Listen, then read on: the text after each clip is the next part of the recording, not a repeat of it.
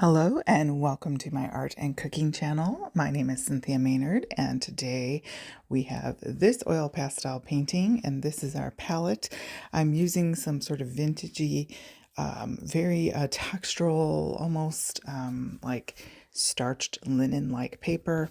It's got that sort of darkened edges, almost like a tea stain kind of a deal, and I put the washi on there. Sadly, I put washi on there that wasn't the best washi, and it did take a little bit off. Thankfully, it was already a vintage look, so that kind of added to it, I guess. But be careful which washi you use there when the paper is not smoother. We do things and we learn, right? So anyway, going in with that palette that you saw there at the beginning, the sort of corals and yellows, and then I'm using my Prismacolor pencil. I will leave links below, and you can check that out. This vintage paper also comes in white. You get quite a good stack of it and for a decent price, and you can do lots of things with this. It's great for junk journaling as well. You can cut tags out of it or make envelopes or cards for that matter, all sorts of things. And yeah, it's kind of an interesting paper.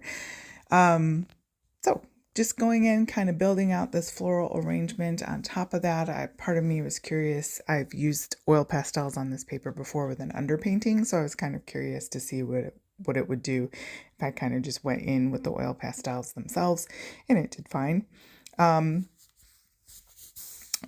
So I think I've got on my channel a couple of videos using this paper with watercolor and oil pastels, I believe.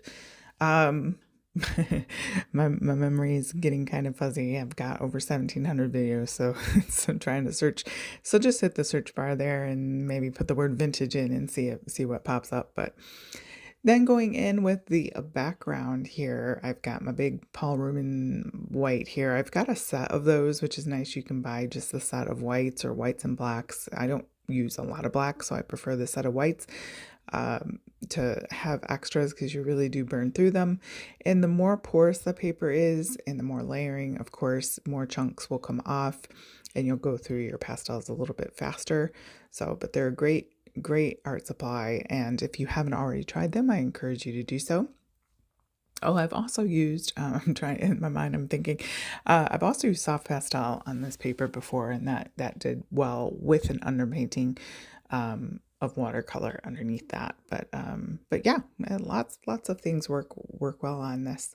So just kind of going for that sort of ethereal, impressionistic look, and I'm trying to remember if at the end I come in with the Sennelier or not, but we'll see. I got to put an order in on Blick, and we'll see. I'm going to grab a couple Sennelier open stock, and as I go through some of my other brands, I'm going to replace them with the Sennelier open stock and do it that way because it's quite an investment up front, and I do love using these other brands, so it's not like I'm missing out, on anything. But as I replace things, I use oil pastels enough that I think it'd be a good investment, but it can be $3 to $4 a stick. So but they are great.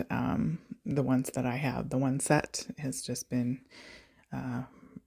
pretty fun to use. And so I'm trying to get a little bit darker, shadowy, not shadow, but you kind of look into the floral arrangement. It's kind of darker in the center, obviously. And so I'm just trying to get that a little bit better. And then just filling in some gaps. So I'll go ahead and put some music on. Please hit like, share, and subscribe. That would be a big help. Thank you so much for doing that, and enjoy the rest of the video.